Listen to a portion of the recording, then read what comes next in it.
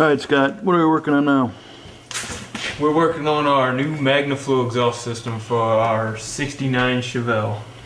Right on. And what do we like about Magnaflow? Well, it's all mandrel bent, stainless steel. It's good stuff. It all fits together pretty nice and in stock locations with little modification. Very nice. I particularly dig the sound. Yeah? Sounds good too. And you've done this system on a different car before? Yes, I have. I've done it on our 71 Challenger at home. My dad and I, we've been working on for the past couple years. And that's how you got conned into doing this one? Yeah. Alright, well we will check back with you and see how the pipes fit in a little while. Alright.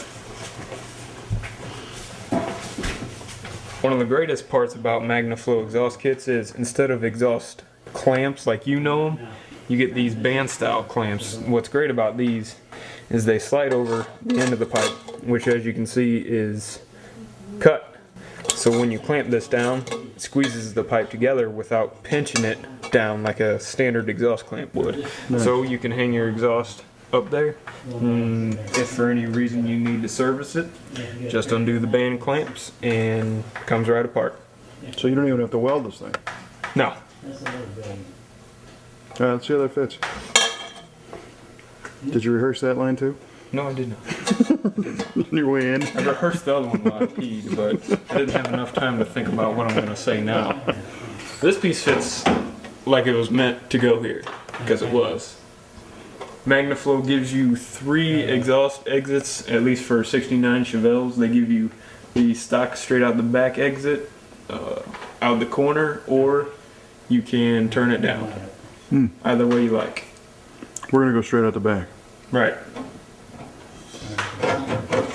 This is the right thread. Well, alright, we only have a couple days left. It's Monday. The SEMA show actually would be setting up right now a week from today.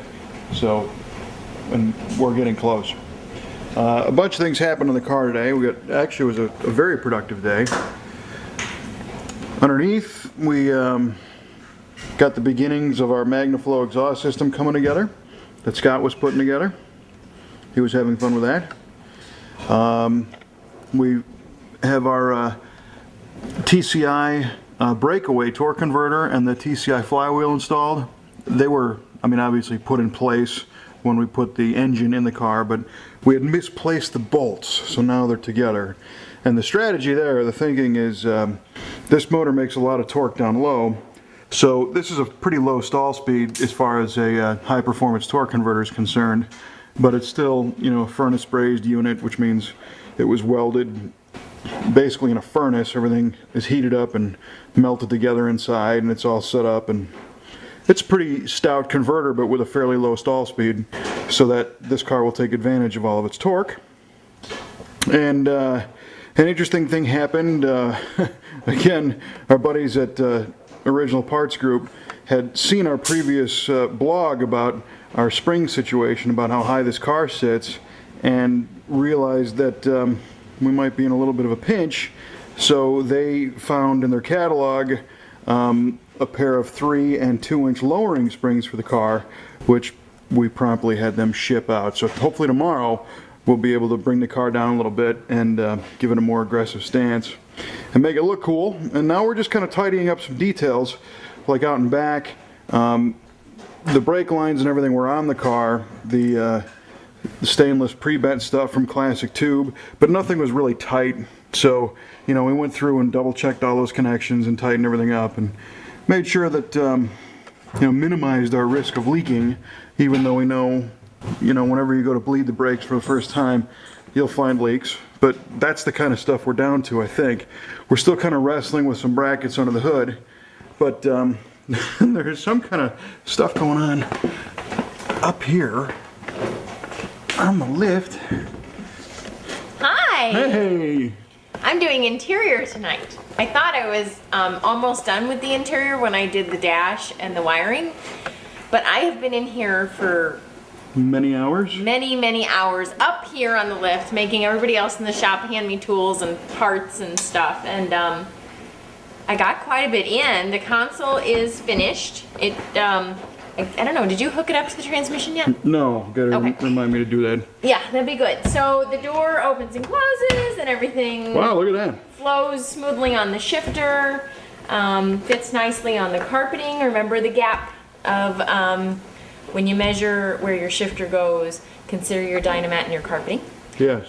So we got that all figured out, and I've got one sun visor in. I have to do the other one now. The interior panels that you have in there look good though.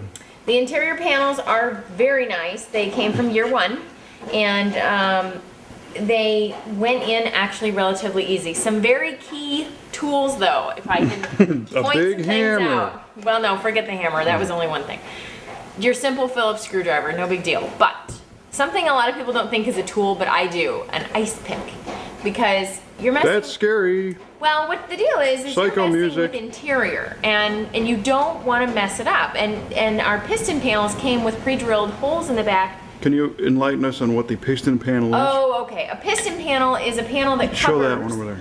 Is a panel that covers the piston or the cylinder of the convertible top. So this and this is a piston panel. These are two different pieces. They come just metal shaped like this, and then you cover them with your choice of colored upholstery. And in our case, it's parchment. It's Which a little is bit of a kind of shimmer like to it. eggshell, but it has a gold pearl and an orange. Yeah, you can see it and really stuff. well up here. It's very pearlized on top. It's really cool. But There you go. so we have a door panel, a rear door panel, and we have piston panels. And the piston panels in the metal have pre-drilled holes from where they attach here down in the bottom. And when we had these upholstered, they covered my holes. So what happened, and this is another good tip, if you have kids or nieces and nephews that like to work on cars with you and they're, in the shop and they're bored, give them an ice pick. This isn't a good idea. It is! Give it the back of the piston panel to where you don't have any idea where the hole is, and just have them poke, poke, poke until they find the hole.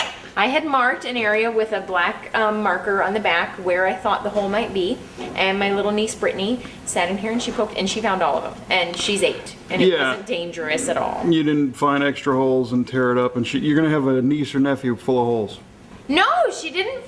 She didn't have the strength to just jam it through. If she's anything like you, she's covered in blood right now. She's fine. She's totally fine. And actually, we put this big thick blanket on her lap, and then, she. Oh, because that'll help. Oh my God. We made sure she was safe, okay? But anyway, all right. There's she's some kind of safe. She found the disclaimer. holes, and it's a good thing to involve kids and wives and Sharp objects and small children. other people and in the shop. fresh paint. On a time-consuming thing that takes a lot of patience. Okay. Okay, so that was my other tip. So the ice pick is a good tool when you're doing these kind of things. And I found the pre-drilled holes from the back of the panel. I didn't start poking on the front of the panel and cause a whole bunch of Yeah. problems. Okay. Another tool is another sharp object. Yeah. Good. Your Give your razor kids blade. razor blades. I didn't give and Brittany ice the razor picks. blade. That's nice. But the razor blade helped, and I looked at the back of the piston panels from the professional upholsterer, and instead of cutting a lot of straight lines, he actually made X's or Triangles. triangles. So when I cut the holes for the Window crank? window pin, I don't know what you call it, the window roller upper, I just did a little X instead of a big hole. Now it's going to be covered by the door handle, but it's just a little X kind of folds the material inside and makes it for a nice clean cut.